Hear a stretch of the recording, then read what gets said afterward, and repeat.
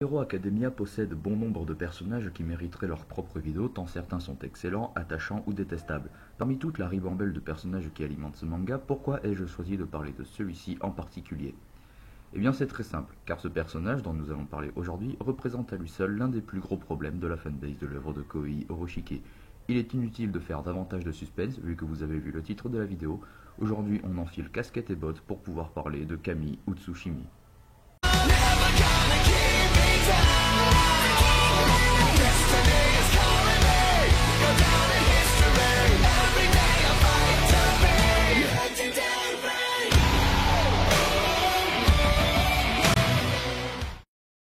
Contrairement aux deux premiers épisodes de ce format, celui-ci sera divisé en plusieurs points afin de vous offrir la vidéo la plus construite et me permettre de ne pas m'égarer dans ce que je peux vous raconter. Et j'ajoute également une petite nouveauté, contrairement également aux deux premiers épisodes, celui-ci aura une section consacrée à la présentation du personnage afin que celles et ceux qui ne la connaissent pas puissent comprendre de quoi je veux parler. Kami Utsushimi apparaît véritablement la première fois dans le chapitre 163 durant l'arc rattrapage se passant en parallèle de l'arc Overall. Elle étudie à l'académie Shiketsu avec Inasa Yoarashi et Seiji Shishikura.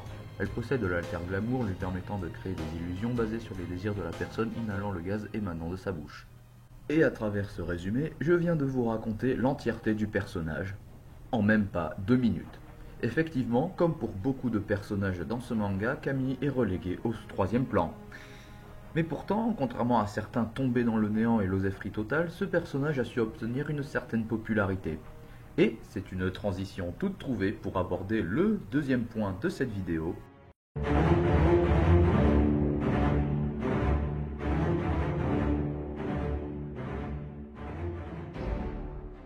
L'un des nombreux problèmes de MHA est son casting beaucoup trop inégal, la faute à un roster beaucoup trop important. Rien qu'en prenant les deux classes, à savoir la 1A et la 1B, on se retrouve à devoir développer 40 personnages. Donc évidemment, beaucoup d'entre eux vont passer à la trappe et obtenir l'étiquette OSEF sur le front. Et avec Kami, on est en plein dedans. Non seulement elle n'apparaît quasiment pas dans l'intrigue, mais le peu de temps d'écran qui lui est accordé ne suffit pas vraiment à en faire un personnage attachant. Pour appuyer ce que je dis, prenons l'arc dans lequel elle a pu et briller, avec de très grands guillemets, l'arc rattrapage. Bon, déjà le problème de cette partie, c'est qu'elle se passe quasiment en parallèle de l'arc overall, un arc beaucoup plus fourni en enjeux et en développement de personnages, faisant passer le rattrapage pour une section quasiment superflue, juste là pour donner aux fans du Shoto et du Bakugo, pour éviter qu'ils n'aillent voir ailleurs ou lire autre chose. Et c'est difficile d'essayer de redorer le blason de cette partie, puisque l'enjeu est d'attendrir des enfants. Ouais, bon, à la limite, pourquoi pas, au moins ça peut déboucher sur quelque chose de drôle et ça peut apporter quelque chose aux personnages, de les voir dans des situations comme ça, dans lesquelles on ne les aurait jamais vus. Et même pas, sans déconner, si quelqu'un a ri devant cette partie-là, je veux bien qu'il me dise pourquoi et comment, parce que sans déconner, ça m'échappe complètement. Mais revenons plutôt sur la jeune fille, après tout c'est le sujet de la vidéo, c'est pourquoi on est là. Comme je le disais, l'un des nombreux problèmes de ce personnage, c'est son manque cruel d'attachement et de développement. Et pour que vous compreniez ce que je veux dire, je vais vous poser une question. Je vous laisserai quelques secondes pour y répondre, voire carrément de mettre la vidéo en pause, pour que vous puissiez m'apporter la réponse la plus claire et concrète possible. Attention, ça va aller vite. Que veut Kami Utsushimi ?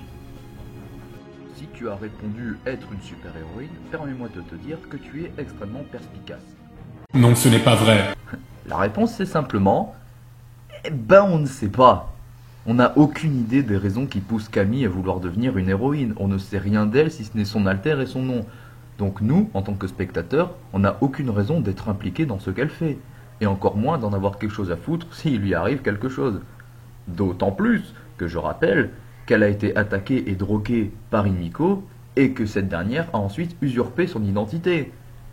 Je sais pas, ça l'a pas, entre guillemets, traumatisée, ça l'a pas marquée, elle est pas en colère, frustrée de ne pas avoir pu montrer tout ce qu'elle est capable de faire, je sais pas, de mettre en avant tous les efforts qu'elle a pu faire à l'académie Shiketsu. Et non, puisqu'elle se souvient de rien. Donc, vous pouvez mettre à la poubelle toutes les idées concernant l'impact de l'agression de Kami dans l'intrigue. Et c'est là que je viens à poser une question, c'est pourquoi est-ce que j'aurais de l'attachement envers un personnage que je connais ni d'Ève ni d'Adam, et qui, d'autant plus, fait partie d'un arc qui est inintéressant. D'autant plus que le dit arc en question aurait été l'occasion parfaite pour nous en faire en apprendre plus sur elle. Je sais pas, comme ça on aurait pu développer les enjeux de cet arc pour le faire passer d'un arc OSEF à un arc correct, voire bon, hein. Mais malgré cette inexistence d'écriture, elle a quand même su se faire une petite place dans la fanbase. Mais pourquoi? Eh bien pour des raisons affreusement stupides que l'on va aborder ensemble. Et je tiens à préciser que là, on va rentrer dans la partie qui va être beaucoup plus délicate. Accrochez-vous, ça va faire mal.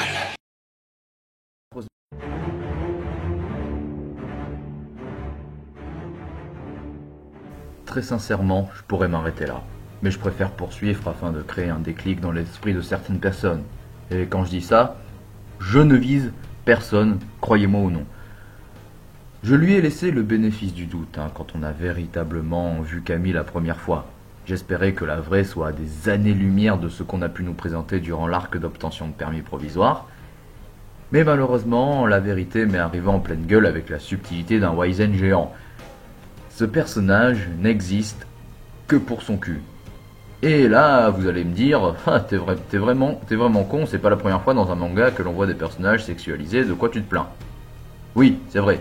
Ce serait complètement idiot de ma part de ne pas reconnaître que dans la Japanimation, on est quand même garni, fourni, gâté en termes de personnages féminins sexualisés. Mais dans toutes ces œuvres, enfin presque, il y a toujours un sous-texte à cette sexualisation. Un personnage sexualisé par exemple dans un ecchi, c'est le genre qui veut ça, et parfois ça peut réellement apporter quelque chose à l'histoire. Ce dont je me plains dans le cas actuel, c'est plutôt que ça n'apporte rien à l'intrigue.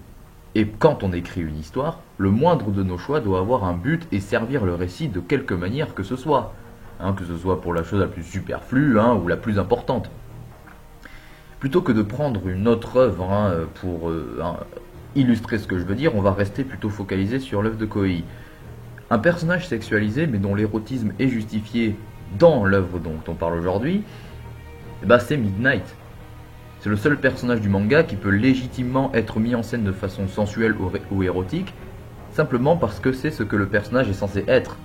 Il y a juste à voir son costume, les accessoires qu'elle porte pour comprendre qu'elle n'est pas là pour faire la chandeleur. Et pour appuyer mes arguments, pour montrer que Camille n'existe que pour être sexualisée, je vais vous montrer un très court extrait du passage du jeu vidéo My Hero One Justice 2 pour que vous puissiez vous en rendre compte par vous-même.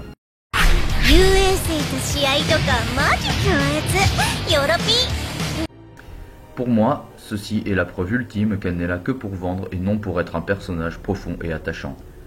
Il suffit aussi de regarder les photos de cosplayeuses du personnage que l'on trouve sur internet, toujours dans l'érotisme, et on dirait que c'est acté qu'elle n'est qu'un objet, on dirait que tout le monde a l'air d'avoir conscience qu'elle n'est là que pour être sexualisée. Et quand bien même ça venait à être le cas, est-ce qu'on doit accepter ou au contraire pointer du doigt cette mouvance? Selon moi, il ne faut pas se taire. Parce qu'en faisant ça, on laisse passer que la fainéantise est acceptable et qu'il suffit simplement de faire quelque chose de joli pour que ça marche. Et c'est le souci que j'ai avec les fans de ce manga. On dirait que la plupart se foutent de l'histoire et des personnages tant qu'on leur montre quelque chose de bien dessiné ou d'animé. C'est pour ça que je tenais à parler de ce personnage en premier, simplement parce qu'elle est l'allégorie d'un problème majeur dans la fanbase de MHA. C'est pour ça que Two Heroes et Hero Rising marchent, que Bakugo ou Himiko sont populaires, ou que personne ne remarque à quel point le combat All for One All Might était raté. Tant que ce sera beau à regarder, les gens continueront d'être exploités de la façon la plus vicieuse qui soit, témoignant presque quelque part d'un manque total de respect de l'auteur ou des animateurs vis-à-vis de leur public. Et ça, quelque part, c'est triste d'être pris pour un con par une licence qui est chère à des milliers de personnes. Mais bon, pour terminer sur une note plus positive, je ne vous interdis aucunement d'aimer ce personnage. Chacun est libre d'apprécier ce qu'il veut et je ne peux que vous encourager à embrasser pleinement ce qui vous passionne. Je ne donne là que mon avis, même si j'espère pouvoir en faire réfléchir plus d'un avec ce que je peux dire. En attendant, si cette vidéo vous a plu, n'hésitez pas à la liker, à la commenter, à la partager et à vous abonner à la chaîne si cela n'est pas déjà fait. On se retrouve bientôt pour une nouvelle vidéo. Sur ce, je vous souhaite une bonne fin de journée à vous tous et à toutes. C'était Angel et vive le glamour. Salut!